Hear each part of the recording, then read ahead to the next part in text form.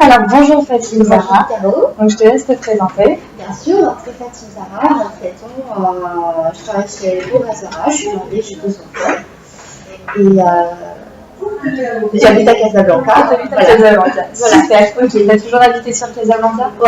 Ouais, depuis la naissance. Depuis la naissance. Ouais. D'accord, c'était une petite ville de prédilection. Ok, super. Alors, du coup, aujourd'hui, ce que je vais te demander, donc, dans un premier temps, ça va être d'associer 5 mots à la France. À la France, donc sincèrement, je vois que c'est la démocratie. Démocratie. Déjà. Ok. Gentillesse, parce que là, tous les gens que j'ai connus, en fait, qui étaient des Français, sincèrement, c'était des gens, en fait, trop sympas, voilà, avec qui je m'entendais super bien. Ouais. Et cette image qui vient en tête quand on dit France. On dit Paris. La Tour Eiffel. La capitale. Ouais, c'est ça. Donc, il y a aussi la gastronomie. La gastronomie française. Ouais. Alors, on est à combien là? Je crois qu'on est à 4. À 4, donc la 5e.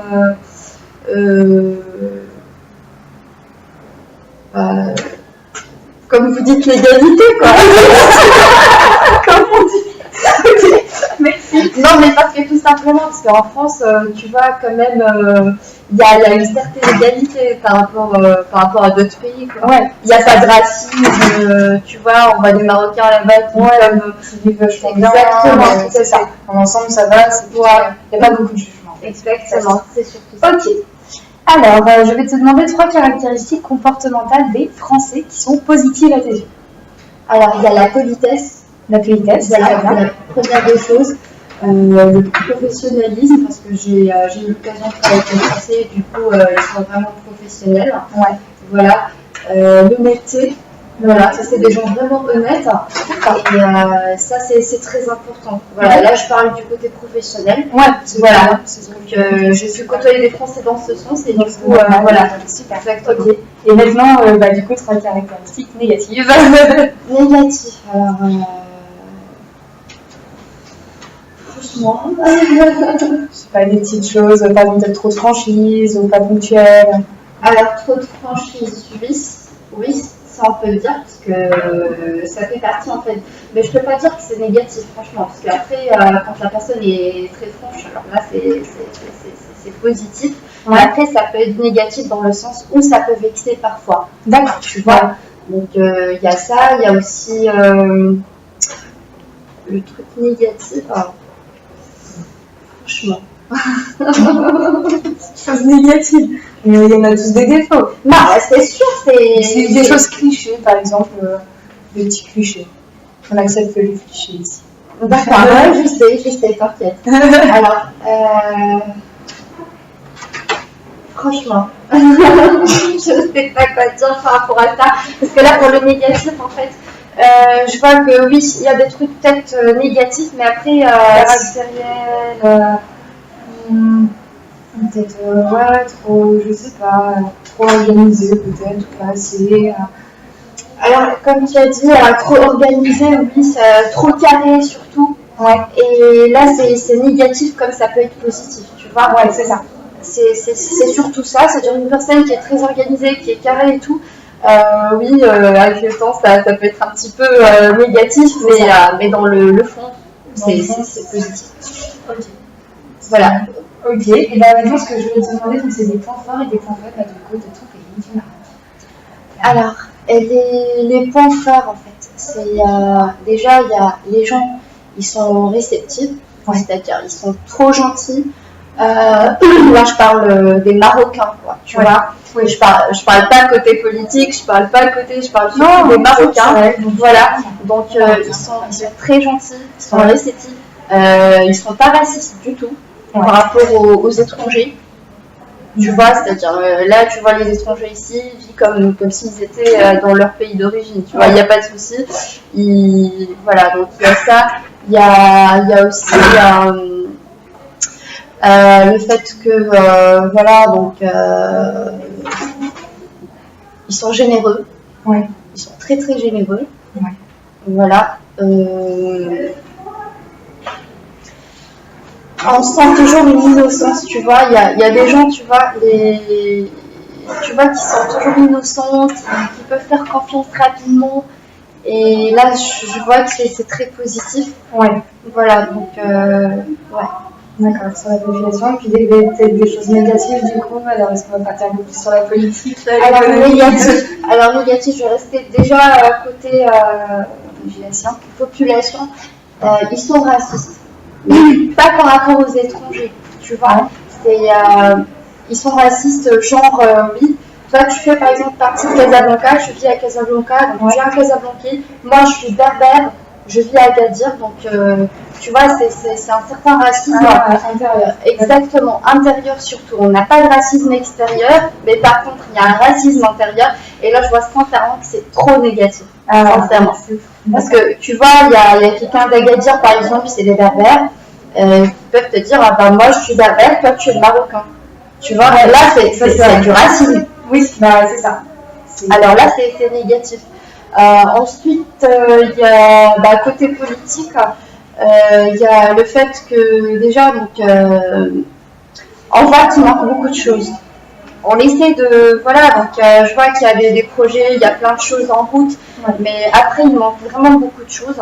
Donc, que ça soit au niveau des hôpitaux, au niveau des... il manque vraiment. D'accord, mais ça reste en évolution quand même. Exactement, franchement, c'est une évolution. Exactement, donc il n'y a pas de souci.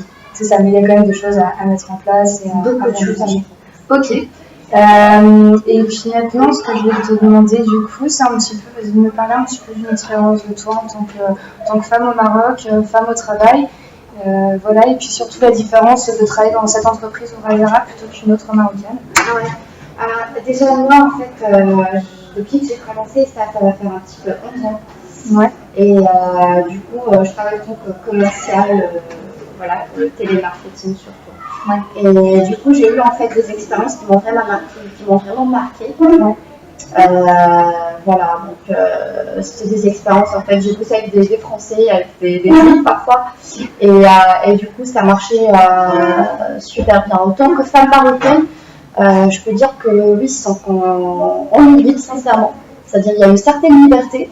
Tu peux, par exemple, moi, autant que femme, avant par exemple, j'étais pas voilée, donc je me permettais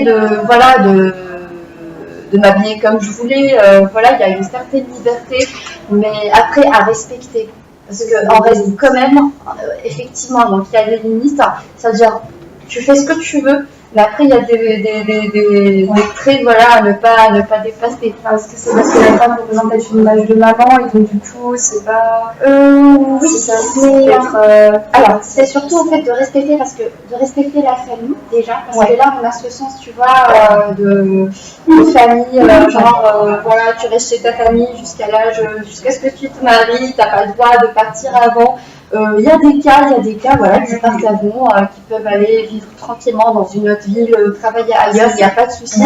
Mais après, voilà, il y a une certaine, en fait, un certain respect vis-à-vis de la famille, vis-à-vis en fait, voilà, de l'entourage et tout. Et du coup, comme je t'ai dit, il y a des limites à respecter. Donc ça d'un côté. Après, quand on devient maman, quand on porte le voile, c'est par choix. Voilà, donc c'est vraiment par choix. C'est pour avoir un certain respect parce que c'est un petit peu différent. Je ne sais pas comment ça se passe, j'ai vu, mais après ici, voilà, quand on voit... Exactement. Alors vous, c'est la bague au doigt, alors qu'ici, sincèrement, quand on voit que la femme est voilée, genre, et se respecte, ne me dérangez pas. C'est ça. Tu vois, c'est aussi simple que ça. Sincèrement, en tant que, vu mon expérience, on m'a jamais obligée en fait à porter le voile. Je l'ai vraiment porté, voilà, parce que j'ai voulu, parce que je voulais un certain respect. Donc c'est ça. C'est super. Ouais. D'accord. Et puis au niveau du travail, au niveau du travail, parce que tout à l'heure tu m'as posé la question par rapport en fait, par rapport au travail, ça a changé, hein, sincèrement, surtout. Parce qu'on est au Maroc, voilà, on a l'habitude de voir des femmes voilées partout. Et ouais, puis même, pas forcément du voile, mais le fait d'une femme qui travaille, est-ce que il y a autant de respect finalement de la part des hommes que pour les femmes. C'est ça. Que ce soit le milieu du travail, que ce soit dans la rue. Ouais. Ils vous traitent pas de exactement, c'est pas de la même manière. Ça n'a rien à voir. Je te promets. Non, mais c'est ça. Ouais. Ensuite, parce que tu m'as posé la question tout à l'heure par rapport aux Arabes, au Hazara par rapport à d'autres sociétés. Donc, oui. Alors, ça fait vraiment partie des expériences qui m'ont vraiment marquée. Et pour la simple et unique raison, c'est que, comme je t'ai dit tout à l'heure, on va revenir à ce que je t'ai dit au début, c'est que je bosse avec des Français. Et sincèrement, il y a ce côté honnête, il y a ce côté sincèrement, tu vois, humain. Ouais. Et c'est très important. Parce que quand on est honnête et qu'on vraiment on t'encourage à travailler, on te pousse vraiment vers l'avant et ça te permet en fait de te motiver toi-même. C'est ça. Et du coup, voilà, de travailler plus, de donner plus. Ouais, c'est ça. C'est surtout ça. Oui, effectivement. Alors, c'est ça qui m'intéresse. Alors, j'ai pu travailler avec des Marocaines surtout, donc c'était des gérantes marocaines. Et je sais pas, parce qu'on a tendance en fait à dire que voilà, être géré par une femme, c'est pas comme le fait d'être géré par un homme. Je sais pas pourquoi, mais bon, après j'ai eu l'expérience qui m'a vraiment confirmé ça. Effectivement, oui, sincèrement, ça n'a rien à voir. Et du coup, en général, quand je travaille avec des Marocains, que ce soit femmes ou hommes, certes, il y en a qui sont honnêtes, mais vraiment, tu vois qu'il y a toujours, ils cherchent toujours, tu vois, des failles, genre pour. Il n'y a pas la motivation surtout. Ouais, tu vois, on essaie vraiment d'avoir en fait des bons résultats, mais il n'y a pas de motivation. D'accord. Donc après, il ne faut pas s'attendre à des objectifs. Exactement. Et là, tu deviens, il y a plus le côté humain, quoi. Ouais. Parce que là, si tu n'es pas motivé, si on ne te motive pas, si on ne te pousse pas, tu peux pas travailler, tu peux pas faire tes objectifs, quoi. D'accord. Ouais, donc du coup, tu fais simplement tes heures. Et puis... Tout à fait. Alors, quand il y a de la pression et quand tu vois vraiment que la personne, elle essaye juste d'avoir les objectifs, il n'y a pas de motivation, il n'y a rien du tout. Alors là, qu'est-ce que tu fais tout simplement? C'est que tu te dis, je me tape mon salaire à la fin du mois. Je passe les heures que j'ai à passer et puis c'est tout. Et puis c'est voilà, comme ça, j'ai mon salaire garanti que je vais toucher. Oui, parce que finalement, on ne se découvre pas dans le monde du travail. Exactement. Après, chez Ourazara, après, ce qui est bien, c'est que sincèrement, à chaque fois, tu changes de thématique, quoi. C'est-à-dire, par exemple, là, tu travailles par exemple sur une thématique tourisme d'affaires. Après, tu peux travailler sur une autre thématique. Et exactement. Et ça te permet vraiment de découvrir des gens différents. Parce que là, quand tu appelles par exemple des maisons de champagne, c'est pas comme si tu appelles par exemple des grands comptes. Non, tu vois. Et là, c'est vraiment un plus. Ouais. Déjà pour mon expérience, parce que ça me permet en fait de rajouter des connaissances, rajouter en fait des informations que je ne connaissais pas auparavant. Et ça me permet en fait de découvrir du monde et de faire bien sûr mes objectifs. Parce que je ne m'ennuie pas à taper la même chose toute la vie, quoi. Là, c'est découvrir, tu peux t'adapter. Exactement, parce que imagine si tu tapes par exemple durant toute l'année la téléphonie, tu n'appelles que des gens pour la téléphonie.